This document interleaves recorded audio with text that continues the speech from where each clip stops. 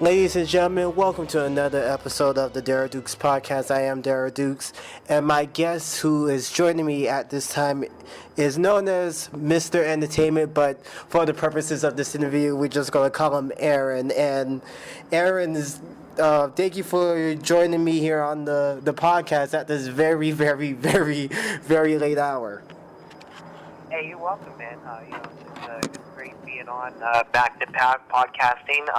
I actually grew more of a passion for wrestling, talking about it with friends, and was on a show called the WWE Podcast. My good friend Owen Searle in Disney over at the Podcast Network. Shout out to him, and it's been those are always fun, and so it's great to be back talking about wrestling. Oh yes, that's how we actually met, because I think it was, I'm trying to think, this was not the recent TNA taping. For those of you who don't know, Impact Wrestling, which I think that's the name now because they dropped TNA from the TNA Impact Wrestling since Anthem took over. We met at, I think, either the last time that they was here, not the recent one, but the one before that, I think, if I'm not mistaken. Yeah, I'm actually, I'm pretty sure it was the most recent tapings that I guess we had started talking while in line when I was with coworkers and friends from work and friends from outside of work. That's what the wrestling community is all about. Is you just chime into conversations and boom, you kind of become friends. It's really an awesome community to be a part of. Oh yeah, trust me, the beauty of professional wrestling, because I think that one wrestler described this to me one time. You get a lot of people who don't have the same interests as you, but when it comes down to professional wrestling, or to use Vince McMahon's words, sports entertainment, it draws a lot of people together.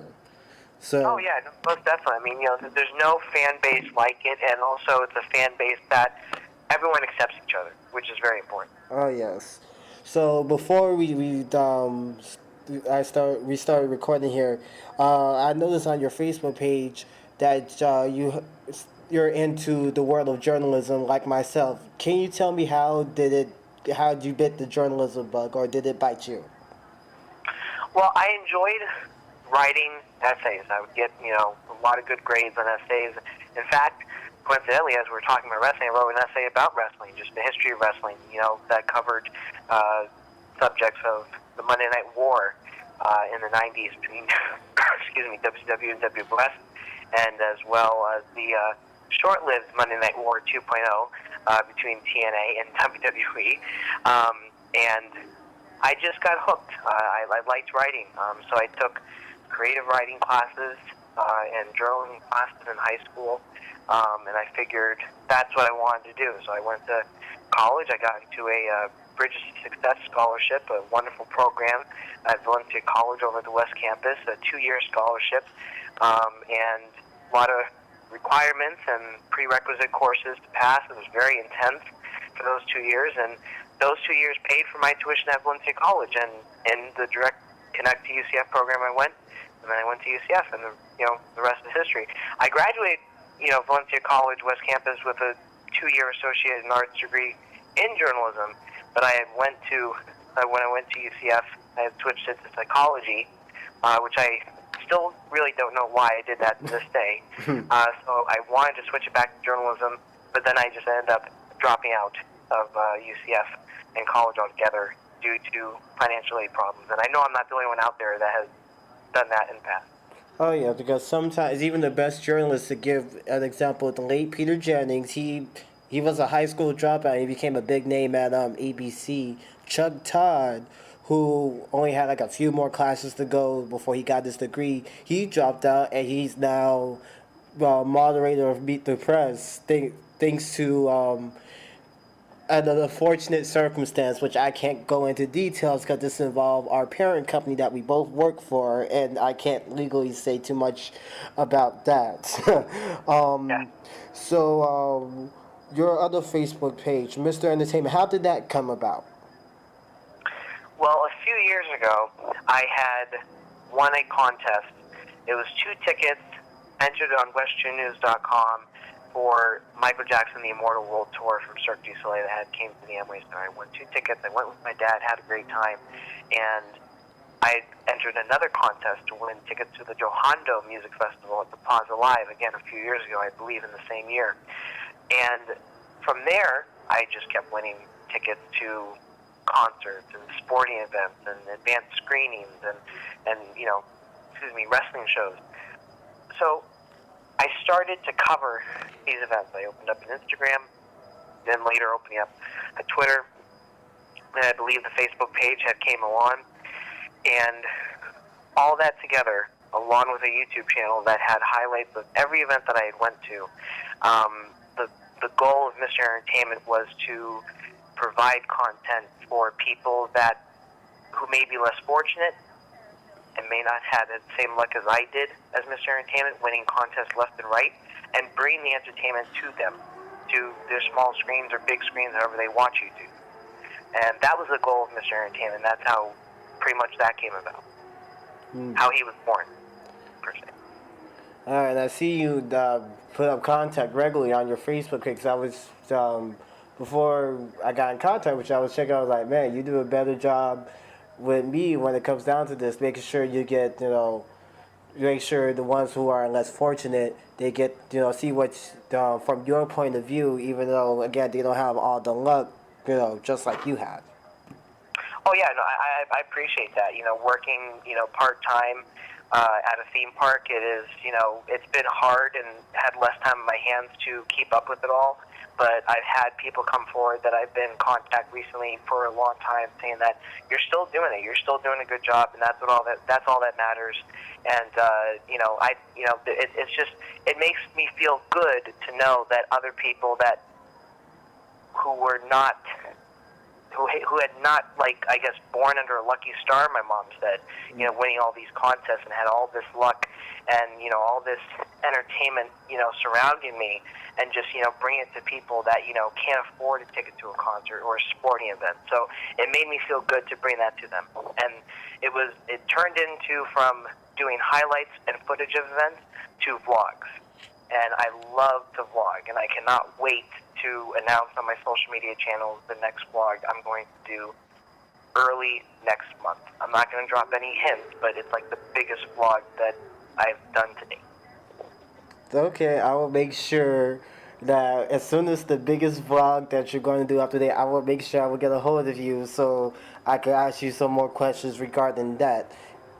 Changing subjects here, as we know, as both avid wrestling fans, we have Wrestlemania, which is, as of this recording, a few days away, and I wanted to get your take on some of the wonderful matches that's going to be happening. First off, I don't know if you heard about this, but Shawn Michaels was supposed to originally face the phenomenal AJ Styles at WrestleMania, but HBK decided to turn that down. What is your take on that? I had not seen or had heard or known of any reports of that match even being discussed or talked about within WWE internally. Surprised it wasn't HBK versus Daniel Bryan being discussed or being brought up. But HBK versus AJ Styles, I believe, would have been a good match, but I don't think it's the right time to happen yet. It is one of the two dream match. It's a new dream match that fans will obviously dream up now, because I've never had dreamed of HBK versus AJ Styles until WWE had kind of recently teased it, as they like to do. Then plans always change. This is WrestleMania season. Change every year when it gets closer to the shows. So now, when I do think of AJ Styles, and they've mentioned AJ Styles, it's kind of like a modern day HBK, I do believe that. I don't see that in Daniel Bryan, but it makes sense that when that, and hopefully that will happen one day, student versus teacher, Daniel Bryan versus HBK, and the family Christian man in AJ Styles versus HBK. So I do see it happening one day, just not this year. But do you like? Because I know for a fact Daniel Bryan, if he was still, it was if he was legally cleared to wrestle, because he's been going on, and I'm pretty sure you've seen it too on WWE TV programming that. If he was cleared to wrestle, he'll be more than glad to come back into the ring because again, that this was his bread and butter. Absolutely. I mean, Daniel Bryan has been ready to come back into the ring. And, his doctors have said and have cleared him, but WWE's own doctors, which not any other wrestling companies have that luxury, say that he's not ready. And WWE has cracked down and has taken concussions very, very seriously.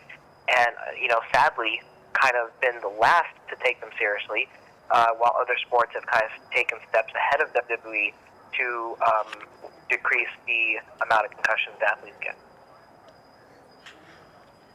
That is true because if you look at any other wrestling company, Ring of Honor, which I know for a fact, I don't know if you heard this. I don't know. Transitioning to the topic, I don't know if you heard about Ring of Honor probably being bought out by WWE. I did read something about that online recently, and the only times I had watched Ring of Honor, it's not hard, but it takes some time to get familiar with wrestlers and storylines and the background of a new wrestling promotion, even though Ring of Honor has been around as long as TNA has. With Lucha Underground, that was no problem. I'm pretty sure all of us got hooked on Lucha Underground real quick because it was different. But as far as Ring of Honor is concerned, Destination America, they had the best lineup in wrestling. It was Impact Wrestling, or TNA Impact, or whatever it was called. Right. Back then. And then Ring of Honor. And so it was back-to-back, 1-2 punch. I watched their show on Destination America. I wasn't very fond of the programming they had put on. I could barely hear the commentary, or the commentary was too loud, and the production quality was, of independent, which I understand. But if I found out recently, or within the past year or so, or two, that they've been around for many years, and I don't know how long they've been on TV, and that was the first time that they had a nationwide network, and now when Destination America dropped them, they're on Comet, and I don't get Comet. You can watch it on the Comet website. I don't understand that they can't get on the production level, at least, of TNA and Lucha Underground. Right, because I think that's what turned me off from Ring of Honor. Right, because I know for a fact Ring of Honor is currently owned by Sinclair Broadcasting, which obviously, Correct. which nobody gets it up in this area on TV because normally here in the Orlando area, you either have to have DirecTV or AT&T or Spectrum, formerly known as Bright House Cable Networks. So basically, that puts people who try to introduce themselves to another wrestling organization on a disadvantage. Like me, I just now found out that New Japan Pro Wrestling is on Access TV here in the United States. I didn't know nothing about that.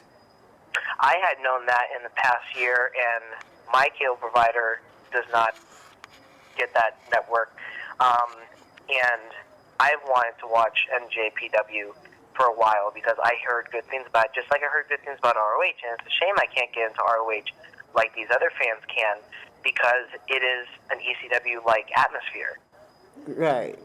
Yeah. And it is a promotion that doesn't really visit Orlando often. Anytime they come to Florida, they go to Lakeland. They never really visit Orlando, to my knowledge. Right, because I was talking with a buddy of mine's, because I'm going to the Supercard of Honor that's happening on April 1st, and like you said, Ring of Honor rarely comes here to Florida. Rare, like a handful of time, according to what he told me. So this will be the first time I get to see him up close and personal. That's one hell of a show to see, to be your first show. Oh yeah, trust me, I got a long, busy weekend ahead of me on that particular weekend. Another. Oh, go ahead. I'm sorry. Oh no, I was agreeing with you there. We all do. This coming week, this week is the biggest week for wrestling fans. This is it's not even just like WrestleMania Day is Christmas Day. It's like the whole week. It's Christmas week. Every day is Christmas for us wrestling fans. Oh yes, oh yeah, that's definitely true. Another match I want to get your take on. Um, there's the Fatal 4-Way match for the Raw Women's Title between Bayley, Charlotte, Sasha Banks, and Nia Jax, who basically earned their way by victimizing poor Bayley this past week on Raw. Do you think Nia Jax this wrong place, wrong time for Nia Jax? Yes, Nia Jax should not have been added to the equation. She has already had her chance against Sasha and against Bayley, and she has not won the belt from either of them. Not even Charlotte herself. Charlotte, I can understand being in the match. These three women, Even though Charlotte's already won the belt like at least 4 times already, and everybody's sick and tired of her because she has the last name of Flair winning the women's championship, the Raw Women's Championship. Well, either way, she was going to be in the match, because of her last name. And we all know she wasn't carrying that last name in NXT. She was creating her own and building her own legacy. And her NXT legacy, I would like to separate it from her legacy in WWE because it's not like what it was in NXT. So it makes sense to have 3 of the 4 horsewomen in this match in a triple threat minus Nia Jax. The fact that Nia Jax is in it shouldn't not take away from how good the match will be because those 3 specific women will be in there. But I also think that WrestleMania, which is the place that big moments happen, this is the time that the boss, the real boss, Sasha Banks, makes her return. Right, because everybody wants, it's like literally begging and pleading that Sasha Banks turns heel. Trust me, I want to see the original boss come back, not the watered down, let's be buddy with Bayley. We need the boss back, the viciousness. But because remember, if I'm not mistaken, you could correct me if I'm wrong about this. The boss was out for a while because something happened to her back. Yes, and that was a sad time. And there were rumors that Vince McMahon was keeping her off television or using her much less because he was afraid that she would get injured again. She's a hot can't find the word, but a hot commodity. There's the word. A hot commodity in the women's division of WWE, and you had weeks of all different cities wherever they were, and whichever show she was on, whether it was Raw or SmackDown or even on a pay-per-view, chanting "We want Sasha." Right. Because Sasha, like you said, Sasha is like a hot commodity, but the one thing that derailed her a little bit was her somehow injuring her back, and that derailed everything for her going on that wise. Another match that, again, look at my match set here. Let's see. Oh, the real life couples of WWE, John Cena and Nikki Bella against The Miz and Maurice. What's your take on basically the essential 2 power couples on WWE going at each other? I've always found it odd and strange how wrestling just has a funny way of taking real life couples within the business and putting them into storylines that they have to agree upon on. And I'm not sure what would happen if these 2 couples had not agreed participating in the storyline. Well, we could blame The Miz because remember this all started bringing the real life couples into WWE storyline. Because if I remember, this happened on SmackDown. Renee Young was interviewing The Miz, and yep. Miz somehow, some way said something along these lines to Renee Young about Dean Ambrose, which is her boyfriend. That something was sleeping with him, and Miz got the taste slapped out of his mouth afterwards. Well, yes. It has not just been WWE. that's been doing it. TNA with Mike Bennett, former Impact stars, disappointingly now, Mike Bennett and Maria Kanellis Bennett, and now Ali and Braxton Sutter, current Impact Wrestling stars. You forgot one. Madison Rave and her no talent, second rate Michael Cole ball holder Josh Matthews. But please continue. We can talk about Josh Matthews all night. That's another story for another time. Yes, trust me. I could dedicate a whole show to just ranting on how Josh Matthews was never as good as either Michael Cole or Jim Ross. Trust me, that's another story for another day. And whenever you do that, please invite me on that one. That would be a lot of fun. Oh, please don't, trust me. I'm already thinking of it. Trust me. But please continue going back to the whole Team Cena Bella versus Ms. Men or Team Ms. Men. Hopefully I said the last name right. No, you're good. I think it was Mizanian or something there like that. we go. I can never pronounce Mrs. last name right, even though on TV, from my perspective, off of TV, I love Miz and Maurice. I love they're the most humble, down to earth people that they are, along with Renee and Dean. I used to know if I go somewhere, Dean will back me up 100% because they're I like them outside of the the squared circle. I'm about to say six-sided ring. Oh, great! Remember, TNA is dead. No, I can't afford to get sued by them too because and this is going to be another topic. You know what? Let's just talk about it because we were supposed to talk about Mania. So I'm pretty sure you heard what's going on between the Hardys and Impact Wrestling. With apparently somebody can't use the word broken somebody anymore. And yes, and it's been interesting the past couple weeks and few days since they have made their departure well known within the wrestling community and the infamous ICC, IWC. I don't know where I got ICC from, but IWC wrestling community. And that we all love, so there's some special fans in IWC. Oh Lord, yep, that is true. Yes, we see it every day. Yep. No matter what social media network we're on. Yep. But it's gotten somewhat nasty. I mean, Rebby Sky can't keep her mouth shut and has to keep tweeting about the situation.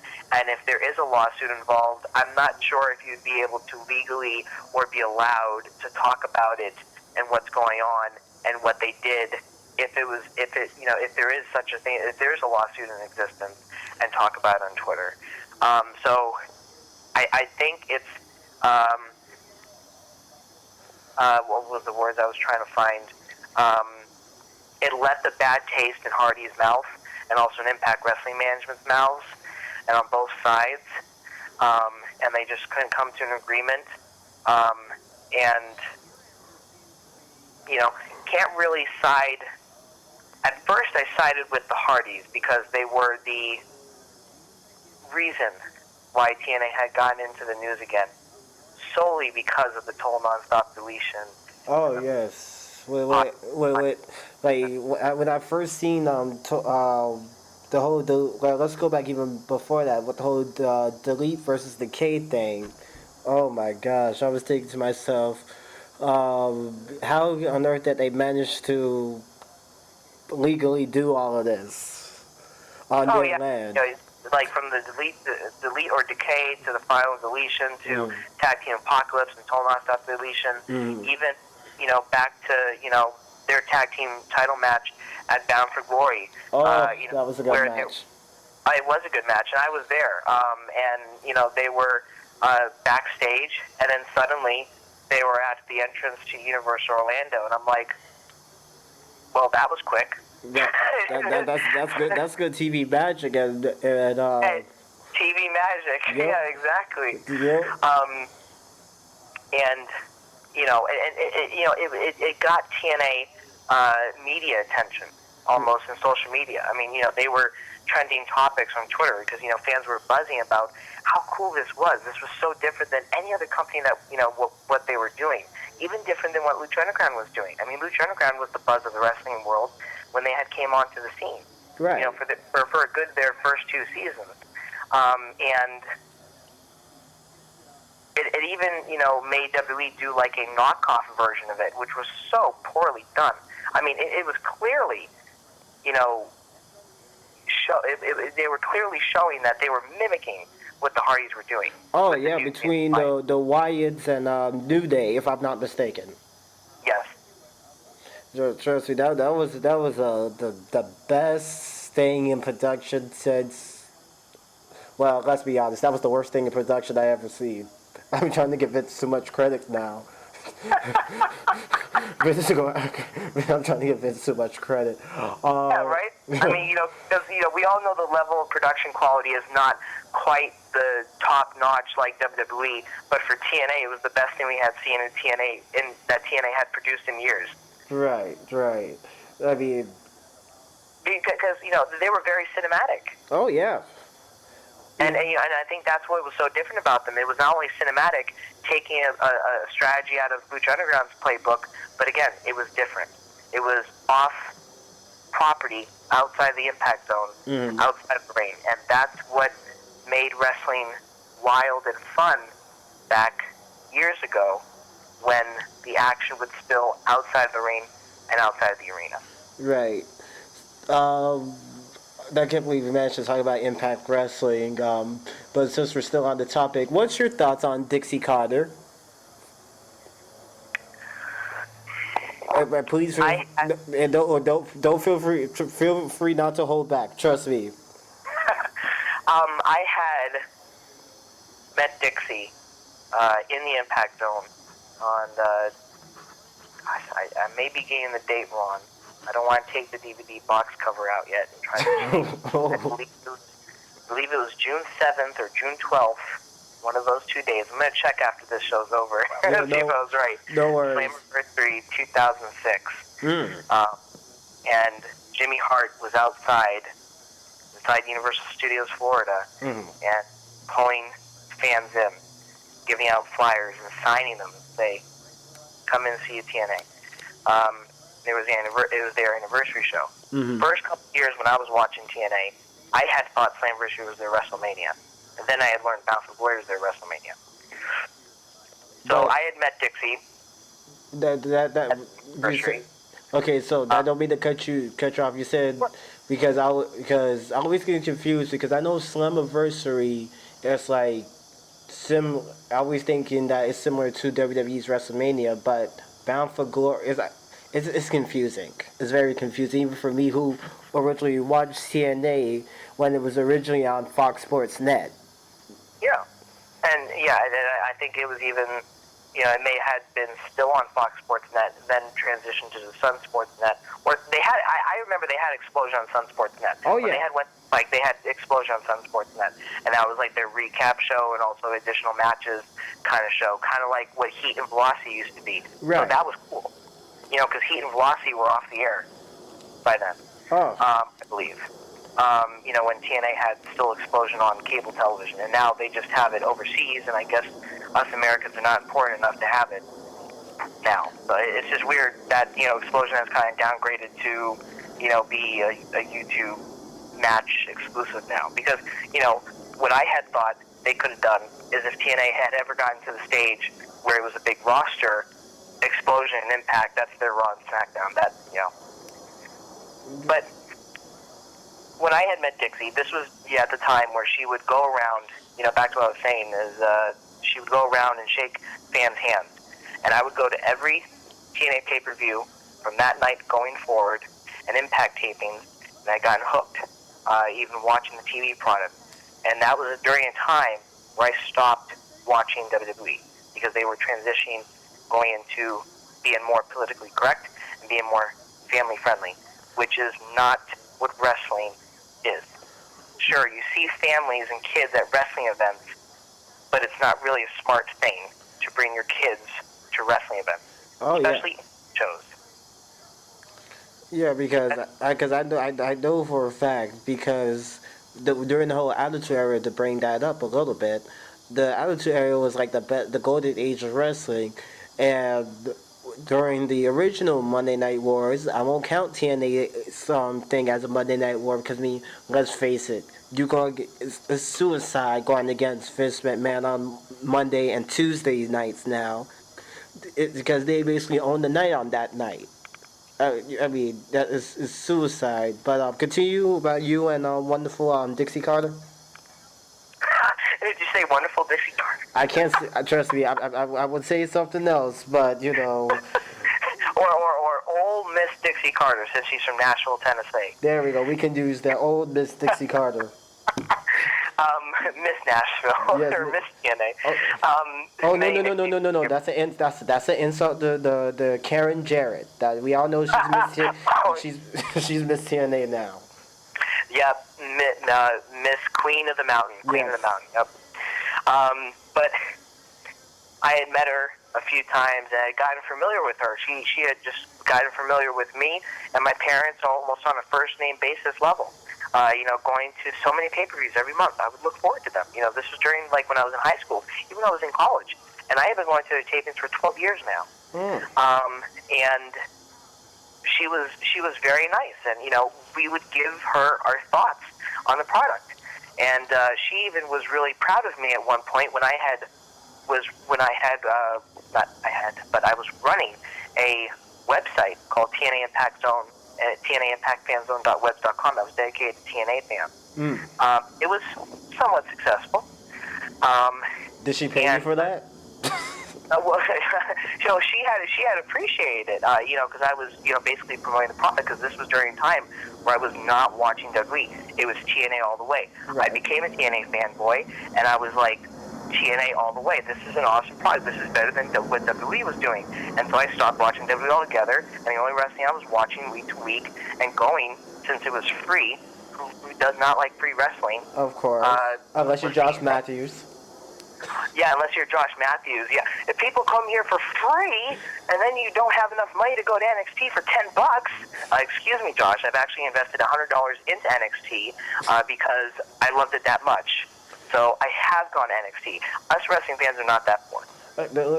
Listen, since we brought up Josh Matthews, I cannot go out without this podcast, and because I rewatched the Impact taping when Karen. I don't know if you remember this. Remember, just to give a little context to my audience real quick, because what you see on TV airs a few weeks after the original taping that they do and the Impact Zone off of the soundstage at Universal.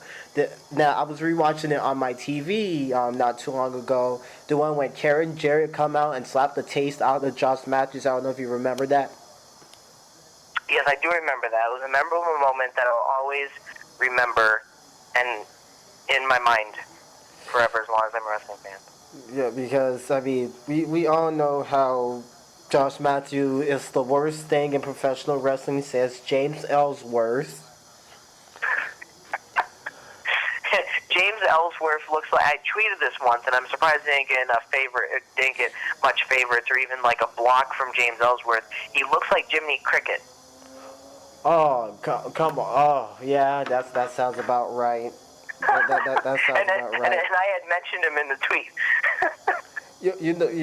He probably is thinking about that right now every time he goes on camera with Camila, which I think Big Cass is probably pissed off when they say, "Oh, we're going to put your girl with James Ellsworth." Oh, do you mean Carmella? I was going to say, who's Camila? Is Camila new? I'm serious. Oh, no one. See, I butchered her name too. Oh, great. Botch. Great. I'm great. I'm going to get a defamation letter by Vince by 2 weeks from now. Yeah, no, but you're going to hear you're going to listen to a voicemail that Vince had left on your phone. You said Camellia, it's Carmella. Yo, that's true. Big Cass is going to come after me for sure. But going back to the whole Josh Matthews, the worst commentator since ever. And maybe instead of inserting the word ever, instead of replacing the word ever, we can insert Mike Adamiel. Oh, I actually read something about him. It's very sad. I think I know what you're going to say. Because I know he came down with something. The poor guy can't work anymore. But feel free to pick up where I left off because I know it sucks. Yeah, and I had read that not most recently, but maybe like several weeks ago, and I think it came out just before the last set of Impact Wrestling tapings, and I forgot what it was too, but it was really sad, and I think it made like some news outlets too. But it's preventing him from to work ever again. In his profession of sports broadcasting. So right, because him and his family and friends. Right, because Mike Adamle, to set this up for our audience, Mike Adamle used to be a commentator in World Wrestling Entertainment, a former football player as well, if I'm not mistaken. He left. I forgot to mention this. He was also the general manager of Monday Night Raw, but nobody cares about that. Was a sports anchor at the NBC Chicago owned and operated station WMAQ. I hope that's the right call sign. Or else I'm screwed. As a journalist, we need to be accurate. Yeah, exactly. Next time I have you on, I make sure if we screw up on anything, I correct it on there. But I'm just going to go with it. And the guy can't work anymore because of his medical issue. Which it's sad, but at least it was good while it lasted. But going back to Josh Matthews. Boy, let's see. How can I say this without cursing? Because I know. Like we did at the taping. I'm not sure if you were at the very last taping of Impact Wrestling. The fans had gone ECW, like literally hostile on Josh Matthews. Like I don't want to even reveal a spoiler because it's already on the internet. We know it's coming in like 3 weeks from now. But right. Which I'm going to reveal it on here, and again, hopefully Anthem don't come after me because they already have one legal issue that they're trying to fight.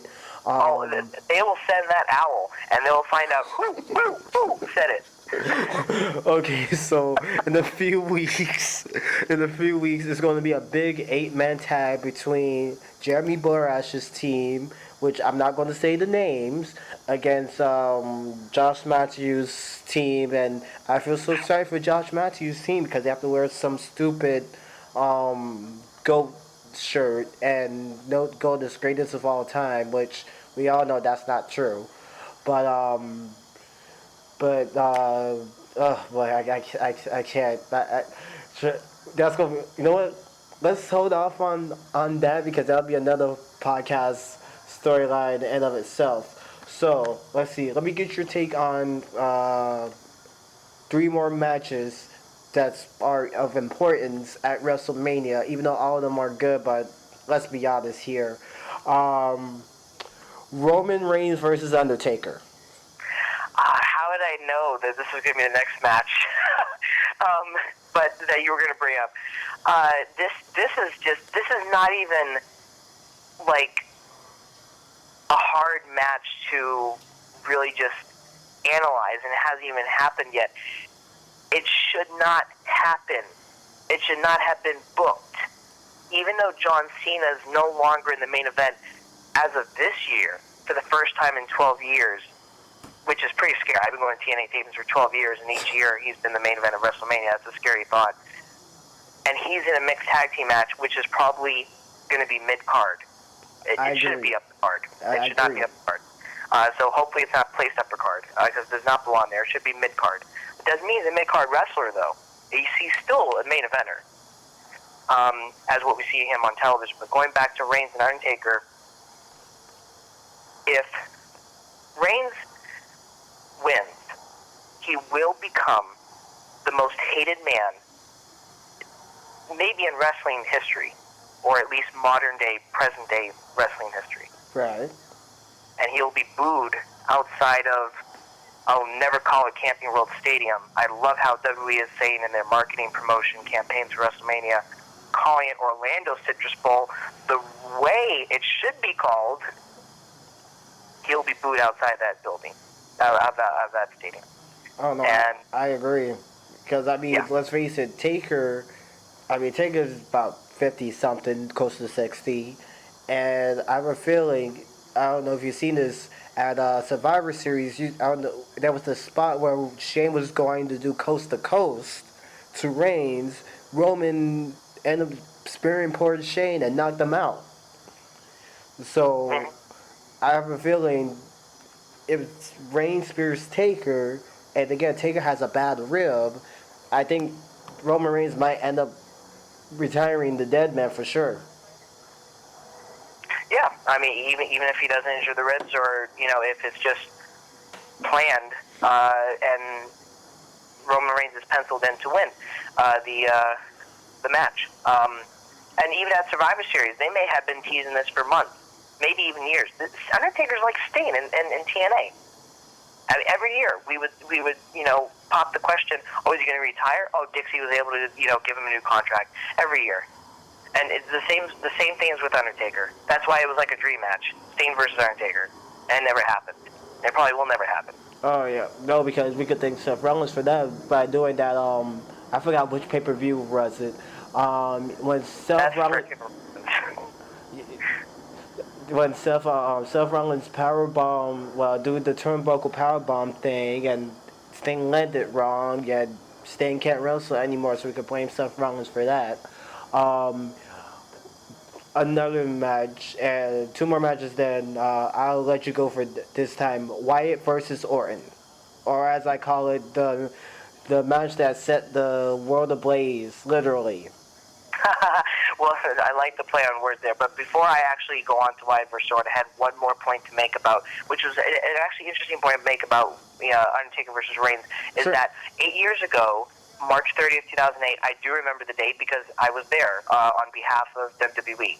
I had 3 complimentary tickets for me and my family and my parents, and we were mid-level seats for WrestleMania 24. We were there witnessing the career-threatening match the last night, supposedly, because he would come back out of retirement into TNA, and then into WWE a few more times after he had retired with Shawn Michaels in that classic bout.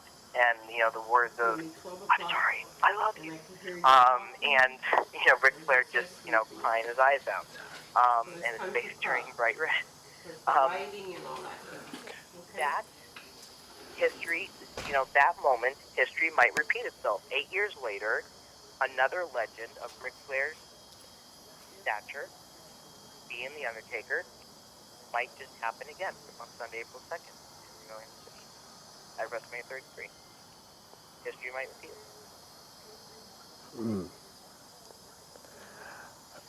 it. See, The Wyatt versus Orton is a very interesting, has had a very interesting build-up. Probably out of not any of the feuds leading up to WrestleMania this year. I mean, surely the road to WrestleMania every year are not what they used to be. They don't get the hype. It really makes me want Stella match. Makes me want to invest in it. I'm sure I speak for all fans when I say that. The Wyatt versus Orton. Wyatt is becoming the new Undertaker. With these segments of this creepy mind games, that's why they had him work with Undertaker that one year at WrestleMania 31, I believe it was. I think so too. As being dubbed as the new face of fear. So I see Wyatt walking into WrestleMania as champion and walking out of WrestleMania as champion, and just because I think he's the new Undertaker, as doing the creepy mind games in the style, but in a unique way, and also not being like the Undertaker. He's trying create his own legacy, because Undertaker usually never talked during his creepy mind games. Just his presence would send chills down your spine, or his opponents intimidate his opponents. So it's unique with Bray Wyatt because he speaks and he hears words, for a reason. He's earned that nickname for a reason. So he'll walk in, I believe, as champion and walk out of WrestleMania as champion. And, Orton will fall to the buzzer. And Wyatt himself. And everybody else will be waving their phones back and forth like it's a Queen concert. Well, all right, man. Like I said, thank you. I was gonna do one more match, but I think we got all our bases covered. So thank you for taking the time, and we got to do this again. We should do a podcast dedicating it to Josh Matthews and see how he responds to it on Twitter. Even though he already blocked me on Twitter, but that's another story. He's already blocked me too. So we're part of the Josh Matthews block club because he doesn't take criticism real well. Just like some of the wrestlers that have blocked me, which I have a long list of, including JBL. Of course, all right. Of course. Another glorious announcer. Oh, yes. Well, anyways, man, thanks for coming on. I definitely will have you back on again. And for those of you guys out there, this has been another edition of the Darrell Dukes Podcast. And until we meet again, friends, stay gold. Where your viewers, listeners, can follow me on social media if you don't mind. Oh, sure, go ahead. Okay. They can go on Facebook, log on, and like my Facebook fan page of Mr.Entertainment 92. Follow me on Instagram at Mr.Entertainment20. On Twitter at Mr. That's MRENT numbers 92. And also just Mr. Entertainment on YouTube. The profile picture is of me in a white t-shirt, button down, and a black tie. I will have, as I said earlier on this podcast, a huge vlog, the biggest one I have done to date, coming early next month. Can't say anything, but I will be revealing what it will be within this coming week. And this Wednesday, what day is today? Next Wednesday, March 29th, 2017, I will be a special guest ring announcer for one very special match as I won a contest for a full autographed poster of all the wrestlers and the opportunity to be on the guest list and also as a special guest ring announcer, as I just mentioned, for one very special match at the inaugural first annual Rock and Brawl from AWE, Atomic Wrestling Entertainment, which is a new indie promotion coming on to the independent wrestling scene from a good friend of mine who had worked in the music industry in the rap/metal group duo of Razor's Edge, Alex Renton, who is the COO, Chief Operating Officer, and General Manager of this new promotion that is going to drop the bomb on the wrestling world. So you gotta want to go and make sure you follow me on social media. That way you can see footage of me making really much. I've always wanted to climb into a wrestling ring and to do something with wrestling. So it's really a dream come true. So shout out to him. And I hope to see you all there, and I'd be more than happy to discuss about my experience there on your show, maybe in the same show as Josh Matthews or a separate show, because Josh Matthews deserves his own show. And this Rock and Brawl event will be taking place Wednesday, March 29th, 2017. Doors open at 5 p.m., bell times at 6 p.m. It's going to be 4 hours. It's basically like a Wrestlemania, but for cheaper money. It's only $50 for general. And it will be at Glit Nightclub in downtown. Nothing like wrestling at night. All ages welcome to all ages welcome. Yeah, gotta get. So thank you, Darrell, for Yeah, no problem, dude. We'll talk again soon, alright? Sounds good. Alrighty. Ladies and gentlemen, this has been another edition of the Darrell Dukes Podcast. Stay gold.